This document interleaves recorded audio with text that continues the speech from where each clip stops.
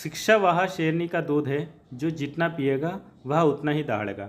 दोस्तों, बाबा साहब जी के बारे में हम लोग ये तो सब जानते हैं कि उनका जन्म 14 अप्रैल 1891 को मध्य प्रदेश के महू में हुआ था और एक दलित परिवार में हुआ था। उनकी जाति महार थी। उस समय पर यह जाति अछूत मानी जाती थी। ये सब बातें हम जानते हैं। उनकी जो मृत्यु थी वो 6 दिसंबर 1956 को हुई थी। आखिरी टाइम में उन्होंने बौद्ध धर्म अपना लिया था। ये सब बातें हम उनके बारे में जानते हैं।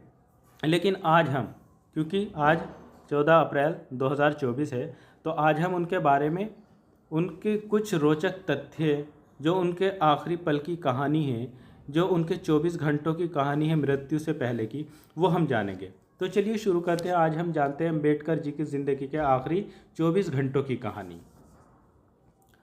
दिसंबर 1956, इस दिन बाबा साहेब का निधन हो गया था। भारत के शोषितों और कमज़ोर तबकों के संरक्षक डॉक्टर बाबा साहेब अम्बेडकर का जाना उनके लिए बहुत बड़ा झटका था। अपना अस्तित्व बचाने और पढ़ाई के लिए डॉक्टर बाबा साहेब अम्बेडकर का संघर्ष, दलितों के उत्थान के लिए उनके प्रयास और आज़ाद भारत के संविधान के निर्माण में उनका योगदान बहुत से लोगों के लिए प्रेरणा स्रोत रहा है। उनके लिए ये सफ़र बहुत मुश्किल रहा था। इस पूरे सफ़र के दौरान बाबा साहेब कई बीमारियों से जूझते रहे थे। वो डायबिटीज़, ब्लड प्रेशर, न्यूराइटिस और आर्थराइटिस जैसी लाइलाज बीमारियों से पीड़ित थे। डायबिटीज़ के चलते उनका शरीर बेहद कमज़ोर हो गया था। गठिया की बीमारी के चलते वो कई रातों तक बिस्तर पर दर्द से परेशान रहते थे। जब हम बाबा साहेब अम्बेडकर की ज़िंदगी के आखिरी कुछ घंटों के बारे में बात करते हैं तो पता चलता है कि उनकी सेहत किस कदर बिगड़ी हुई थी। बाबा साहेब ने 6 दिसंबर 1956 को सुबह के वक्त सोते हुए आखिरी सांस ली थी। आज हम इस बात का पता लगाने की कोशिश करेंगे कि उससे एक दिन पहले यानी 5 दिसंबर 1956 को क्या हुआ था। पहले हम उस आखिरी सार्वजनिक कार्यक्रम के बारे में समझने की कोशिश करेंगे जिसमें अपनी मौत से पहले बाबा साहेब ने शिरकत की थी। डॉक्टर बाबा साहेब अम्बेडकर का आखिरी सार्वजनिक कार्यक्रम राज्यसभा की कार्यवाही से शिरकत करने का था। नवंबर के आखिरी 3 हफ्तों के दौरान बाबा साहेब दिल्ली से बाहर थे। 12 नवंबर को वो पटना होते हुए काठमांडू के लिए रवाना हुए थे। 14 नवंबर को काठमांडू में विश्व धर्म संसद का आयोजन हुआ था। इस सम्मेलन का उद्घाटन नेपाल के राजा महेंद्र ने किया था। नेपाल के राजा ने बाबा साहेब से मंच पर अपने पास बैठने को कहा था। ऐसा पहले कभी नहीं हुआ था। इसी से बौद्ध धर्म में बाबा साहेब के कद का अंदाज़ा हो जाता है। काठमांडू में अलग अलग जगहों पर तमाम लोगों से मिलने के बाद बाबा साहेब बहुत थक गए थे। भीमराव अंबेडकर की पत्नी सविता अंबेडकर, जिन्हें माई साहेब अंबेडकर के नाम से भी जाना जाता है, उन्होंने अपनी जीवनी डॉक्टर आम्बेडकर राज्य सहवासात में इस बारे में विस्तार से लिखा है। माई साहेब के अनुसार भारत लौटते वक्त बाबा साहेब ने बौद्ध धर्म के तीर्थ स्थलों का दौरा किया। वो नेपाल में महात्मा बुद्ध के जन्म स्थल लुम्बिनी गए। उन्होंने पटना में अशोक की मशहूर लाट भी देखी और बोध गया का दौरा किया। इस लंबे और थकाऊ दौरे के बाद जब बाबा साहेब 30 नवंबर को दिल्ली लौटे तो वो सफ़र की थकान से निढाल हो रहे थे। दिल्ली में संसद का आखिरी शीतकालीन सत्र शुरू हो चुका था। हालांकि अपनी ख़राब सेहत के कारण बाबा साहेब इस सत्र में हिस्सा नहीं ले पा रहे थे। इसके बाद भी 4 दिसंबर को बाबा साहब ने राज्यसभा की कार्यवाही में शामिल होने की जिद की। बाबा साहेब के डॉक्टर मालवंकर भी थे। उन्होंने बाबा साहेब की सेहत जांची और कहा कि अगर बाबा साहेब संसद की कार्रवाई में शामिल होना चाहते हैं तो उन्हें कोई ऐतराज़ नहीं है। 4 दिसंबर को बाबा साहेब संसद गए, राज्यसभा की कार्यवाही में हिस्सा लिया और दोपहर बाद लौट आए। लंच के बाद वो सो गए। ये बाबा साहेब का संसद का आखिरी दौरा था। माई साहेब अम्बेडकर ने अपनी जीवनी में लिखा है, राज्यसभा से लौटकर बाबा साहेब ने कुछ देर आराम किया। दोपहर बाद सविता अम्बेडकर माई साहेब ने उन्हें जगाया और कॉफ़ी पिलाई। 26 अलीपुर रोड के बंगले के लॉन में बैठकर बाबा साहेब और माई साहेब ने कुछ बातें की। उसी वक्त नानक चंद रत्तू वहां आ गए। 16 दिसंबर 1956 को मुंबई में धर्म परिवर्तन के एक समारोह का आयोजन होना था। मुंबई के नेता चाहते थे कि बाबा साहेब मुंबई में भी नागपुर जैसा ही धर्म परिवर्तन कार्यक्रम आयोजित करें। इस कार्यक्रम में बाबा साहेब और माई साहेब दोनों को शामिल होना था। बाबा साहेब ने रत्तू से 14 दिसंबर को मुंबई जाने के टिकट के बारे में पूछा ताकि वो मुंबई में होने वाले धर्म परिवर्तन के समारोह में शामिल हो सके। बाबा साहेब माई साहेब की डॉक्टर आम्बेडकराच्या सहवासात जीवनी के अनुसार बाबा साहेब की ख़राब सेहत को देखते हुए उन्हें हवाई जहाज़ में से मुंबई जाने की सलाह दी गई। इसके बाद बाबा साहेब ने नानकचंद रत्तू से कहा कि वो विमान से उनके मुंबई जाने की व्यवस्था करे। उसके बाद बाबा साहेब काफ़ी देर तक नानकचंद रत्तू को बोलकर कुछ लिखवाते रहे। बाद में रात के करीब 11:30 बजे बाबा साहेब सोने चले गए और चूँकि रात बहुत हो चुकी थी तो नानकचंद रत्तू भी उनके बंगले में ही सो गए। आप लोग सोच रहे होंगे कि ये नानकचंद रत्तू कौन थे। नानकचंद रत्तू पंजाब के होशियारपुर ज़िले के रहने वाले थे। वो काम की तलाश में दिल्ली आए थे और यहाँ वो डॉक्टर बाबा साहेब अम्बेडकर से मिले। बाद में वो हमेशा बाबा साहेब के साए की तरह उनके साथ रहने लगे।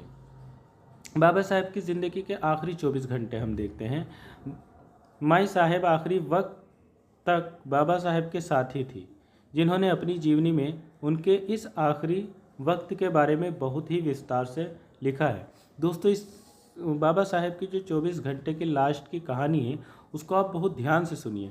उनके बारे में हमने बहुत किस्से सुने हैं, लेकिन ये आखिरी पल की अगर आप कहानी सुनेंगे तो आप जानेंगे कि किस तरीके से उन्होंने सबके लिए संघर्ष किया और किस तरीके से वह अपने प्राण त्यागने तक हमेशा सोशल वर्क में लगे रहे। तो आप इन बातों को ज़रूर जानिए। निधन से एक दिन पहले यानी 5 दिसंबर को बाबा साहेब सुबह 8:30 बजे सोकर उठ गए थे। माई साहेब चाय की ट्रे लेकर उनके कमरे में गई और उन्हें जगाया। दोनों ने साथ ही चाय पी। इसी बीच नानकचंद रत्तू जो दफ्तर जाने वाले थे उनके पास आए। नानकचंद ने भी चाय पी और वो चले गए। माई साहेब ने बाबा साहेब को सुबह के रोज़मर्रा के काम निपटाने में मदद की।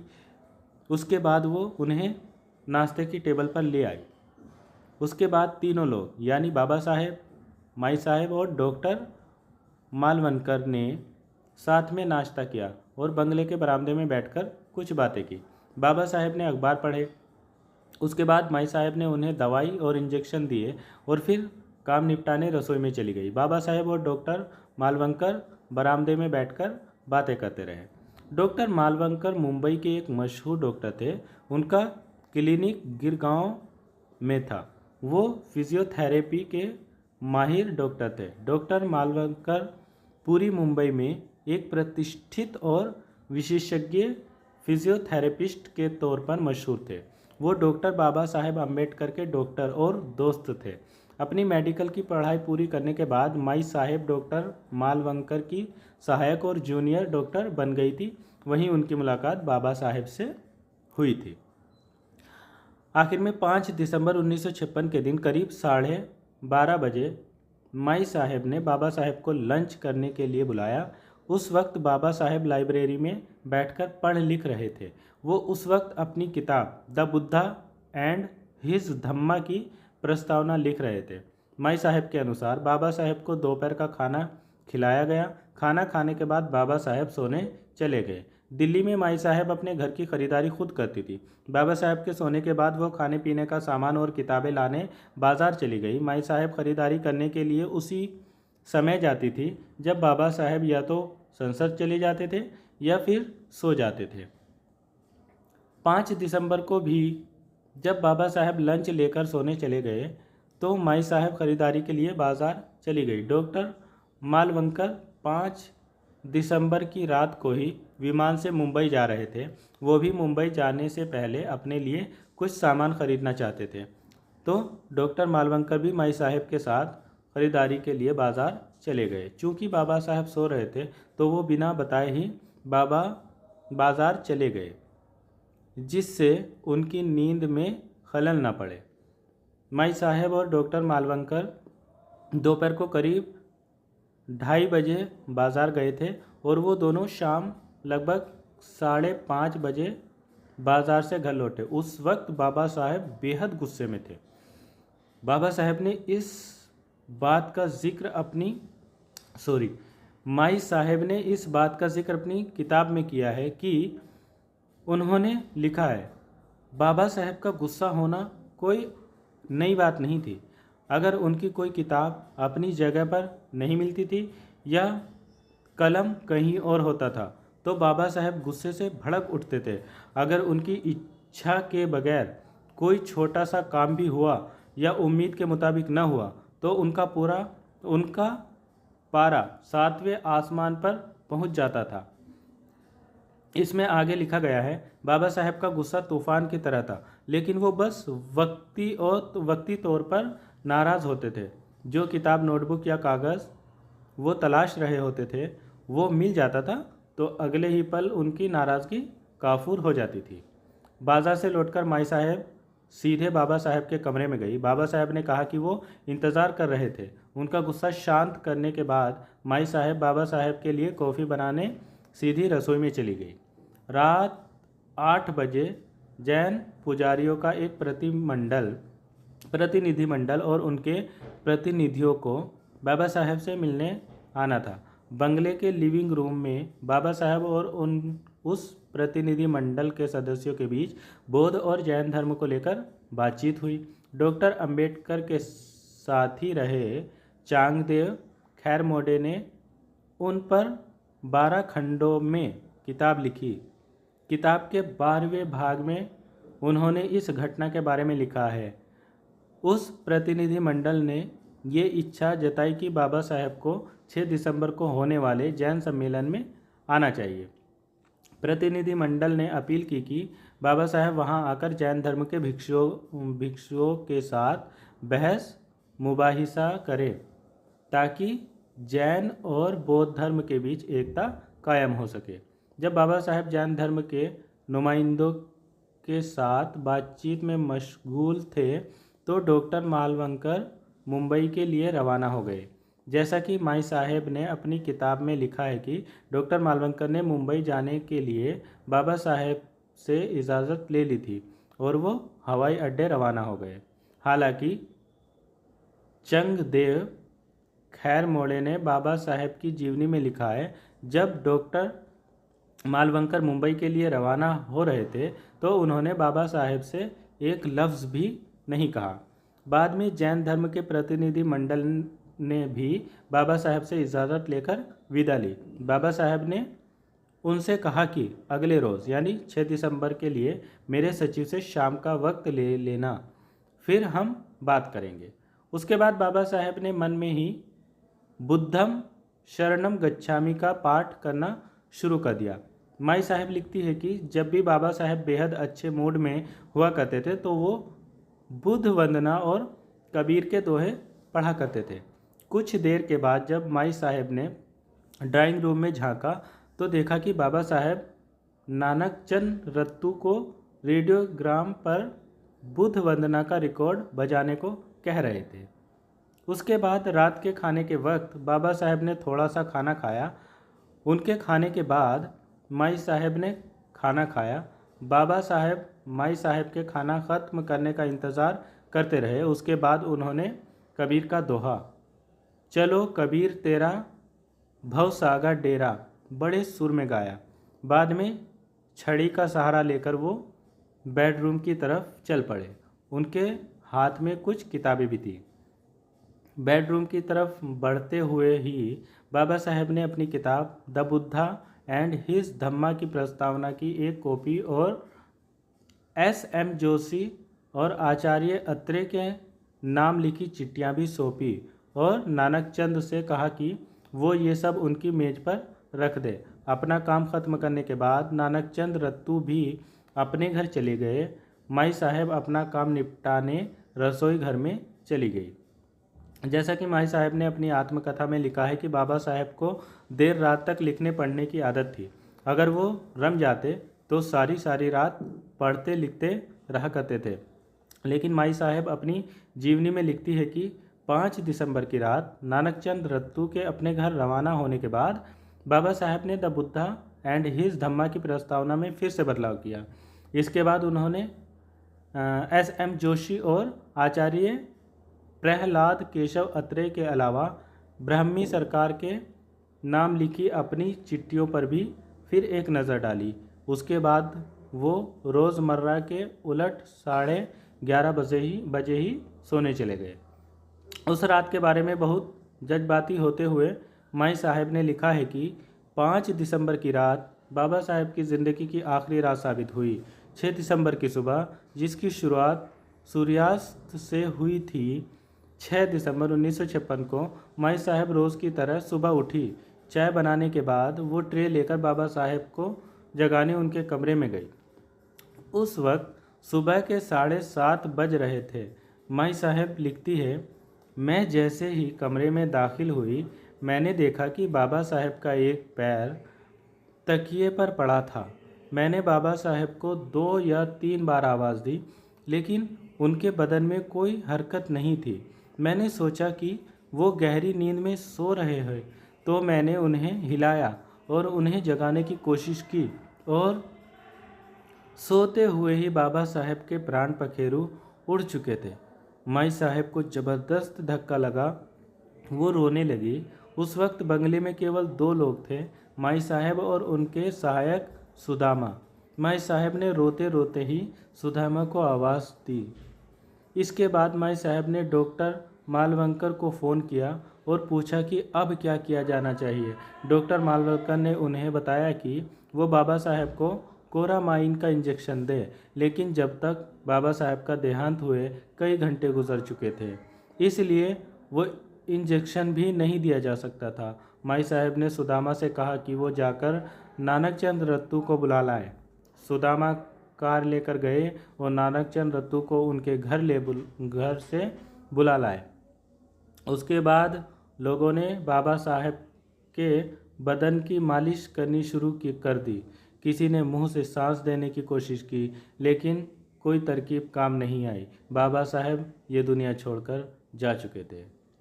नानकचंद रत्तू ने बाबा साहब के करीबी अहम लोगों को फ़ोन करके बाबा साहब के निधन की जानकारी दी। फिर नानकचंद रत्तू ने सरकार के विभागों, press trust of India, UNI और आकाशवाणी के केंद्र को भी फ़ोन करके बाबा साहब के निधन की सूचना दी। बाबा साहब के निधन की खबर जंगल में लगी आग की तरह फैल गई। उनके देहांत की खबर सुनकर देश भर में उनके समर्थक सदमे में आ गए। हज़ारों लोग एक साथ दिल्ली के 26 अलीपुर रोड बंगले की ओर रवाना होने लगे। जगदेव खैरमोड़े अपनी आत्मकथा में लिखते हैं कि माई साहब जिद कर रही थी कि बाबा साहब का अंतिम संस्कार सारनाथ में किया जाए। हालांकि अपनी आत्मकथा में माई साहब ने लिखा है कि उन्होंने बाबा साहब का अंतिम संस्कार मुंबई में करने के लिए कहा था, लेकिन बाद में यही तय हुआ कि बाबा साहब का अंतिम संस्कार मुंबई में किया जाए। इसके बाद 26 अलीपुर रोड के बंगले पर प्रधानमंत्री जवाहरलाल नेहरू और केंद्र सरकार के और मंत्री, संसद के दोनों सदनों के सांसद और बाबा साहब के अनुयायी जमा होने लगे। बाबा साहब के पार्थिव शरीर को मुंबई ले जाने के लिए जगजीवन राम ने एक विमान की व्यवस्था की और उसके बाद बाबा साहब का पार्थिव शरीर नागपुर होते हुए मुंबई ले जाया गया। फिर मुंबई बाबा साहब के अभूतपूर्व अंतिम संस्कार की गवाह बनी। दोस्तों, कैसी लगी आपको ये बाबा साहब के अंतिम 24 घंटों की कहानी?